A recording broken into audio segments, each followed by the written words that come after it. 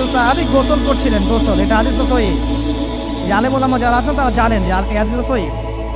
একজন সাহাবী গোসল করছেন, তার গায়ের চামড়াটা খুব সুন্দর ছিল, একদম স্কিনটা অনেক সুন্দর থাকে না এমন কিছু মানুষ। আচ্ছা, এখন আরেকজন সাহাবী এই গোসল দেখছেন দূর থেকে, দেখে বলছেন যে কি চমৎকার তার শরীরের রংটা, যেন কুমারী নারীর মতো, অনেকটা এমন একটা কথা তিনি বলেছিলেন। সাথে সাথে এই সাহাবী অজ্ঞান হয়ে পড়ে গেছে। কোন সাহাবী? যিনি গোসল করছিলেন। এটার আপনি কোনো ব্যাখ্যা দিতে পারবেন না তো, এখানে কোনো সায়েন্স দিয়ে বা মেডিকেল সায়েন্স দিয়ে আপনি কোনো ব্যাখ্যা করতে পারবেন না। একটা ব্যাখ্যা দিতে পারেন, কিন্তু কেন সেটা হলো সেটা আপনি অ্যান্সার খুঁজে পাবেন না। তো নবী সাল্লাল্লাহু আলাইহি ওয়াসাল্লামের কাছে নিয়ে যাওয়া হলো তাকে। তিনি বললেন যে এই ব্যক্তির ব্যাপারে কি কেউ ভালো মন্দ কিছু বলেছিল?